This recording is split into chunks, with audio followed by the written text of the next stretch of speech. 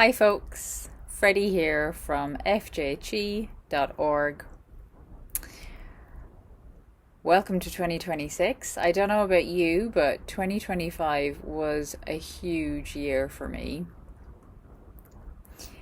I was working full time. I was running a counselling practice on the side, and honestly, I thought I'd kind of hacked burnout. I'm trained in post-trauma growth, human potential, positive psychology.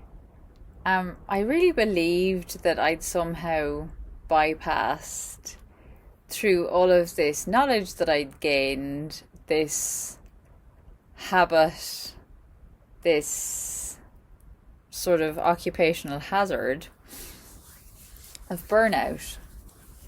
But of course I hadn't. And by the end of 2025, it was absolutely undeniable that, I'm very much human. I am entirely earthbound, and the working full time and counselling and private practice alongside that was not sustainable. And what really cracked things open for me, what really highlighted what was going on, was my clients. You know this if you work in coaching, therapy, if you see clients in any way whatsoever. They're our greatest teachers. Our clients are our greatest teachers. We learn our theory, we do the academic work, but actually when we're out in the field and we're learning and we're engaging, that's where all the juicy stuff happens. That's where we're really coming to grips with all of this theory that we've kind of been landed with. And the women that I was working with in my private practice were mostly, high functioning women working in corporate roles. A few people working in healthcare, but not many. And these women who are working in this sort of kind of corporate setting, they had good pay, all of the employee benefits. And they were exhausted, like completely spent, but they continued going. They were continuing to pull everything together. They were continuing to show up at work. They were taking care of things at home. They had children to mind. They had ailing parents. Life, all of the usual stuff. And I have to admit, I was a little bit surprised because my whole background, all of the work that I've ever done has been in mental health and holistic well-being. And so I kind of thought that burnout was something that was connected with healthcare. Just healthcare. And actually, the word burnout was coined to refer to, exhaustion in healthcare workers. I think it was in the 1970s. But of course, we all get tired these days. So that was the first, thing that it really highlighted for me. Hey, this isn't special when it comes to healthcare. This is affecting everybody. And I just kept thinking, oh my God, I have the skills to help these women. And I was helping my clients, but I knew I could work at a deeper level in a more holistic, in a more focused way with these clients, with the women that were working in these corporate roles. But I was getting really burnt out. I was starting to feel really depleted. And it got to the point where my system came to a screeching halt and said no. And in December, I pretty much completely broke down. And of course, I knew how to handle it. I knew that the stillness that my system required was pure medicine, really. And I had the wisdom to listen to that and be in the stillness. And when I talk about being in the stillness, what I'm referring to is, spending more time with animals, being out in nature, taking the time to walk, like really prioritizing nourishing my body. I hadn't I was working in a really fast-paced environment. I wasn't having the opportunity to nourish myself. I had very short lunch breaks, seeing like client after client after client. It definitely wasn't sustainable anyway, but I'd kind of fallen out of the rhythm of minding myself. The one thing that I had continued to do religiously was practice yoga and go to the gym, because movement makes me who I am.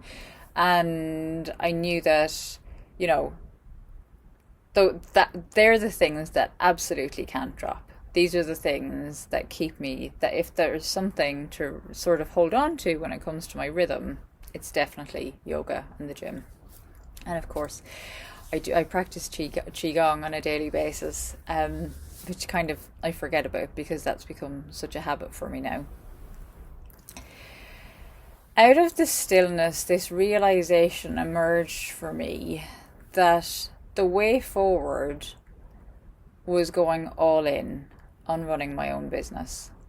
I kind of got to the point where, you know, I could have chosen to continue with working full time, and it was definitely a brave choice, a daring choice, a more daring choice than I felt ready for. But let's be honest, we're always a little bit more ready for these things than we're telling ourselves we are.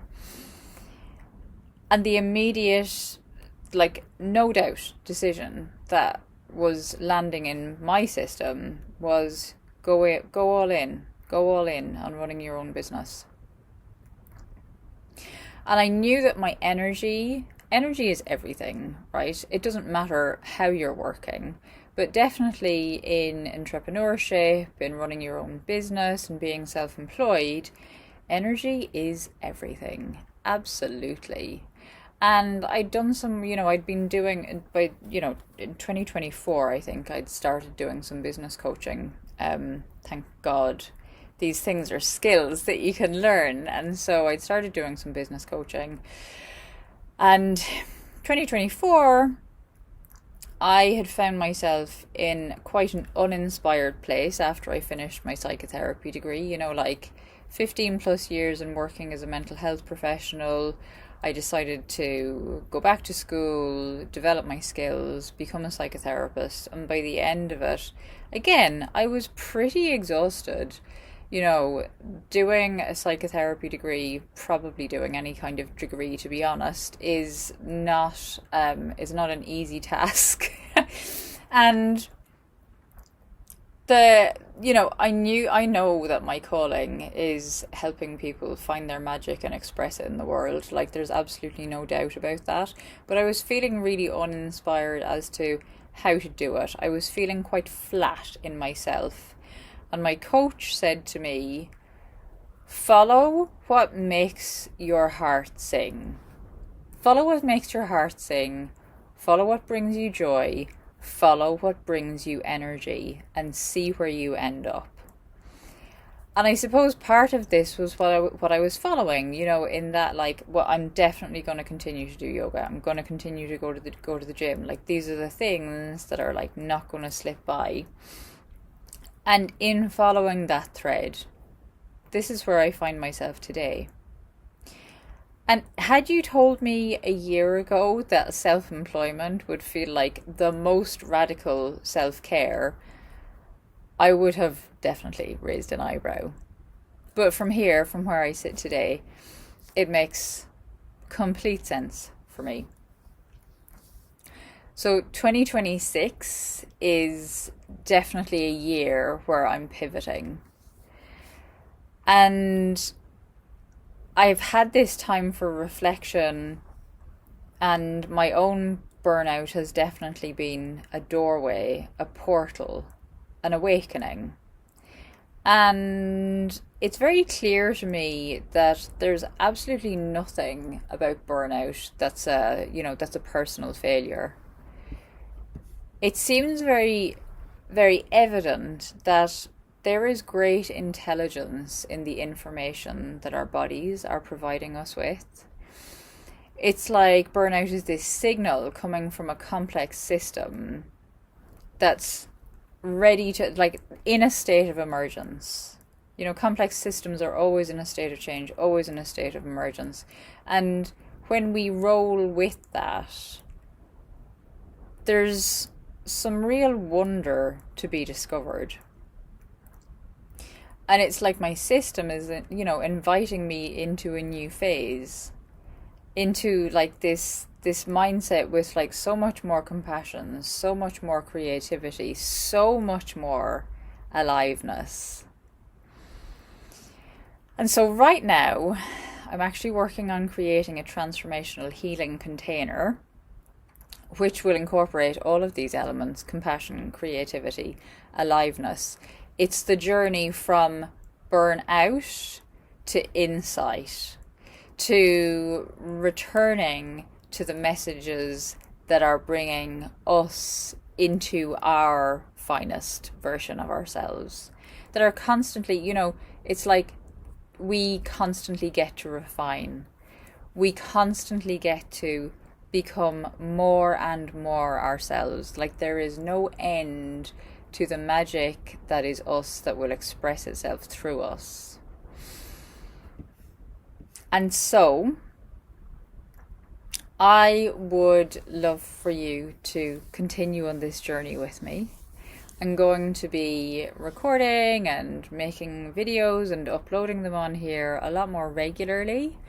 It feels to me like what I'm discovering about burnout through my own experience and through my research is actually really, really important, and I want to share it with the world.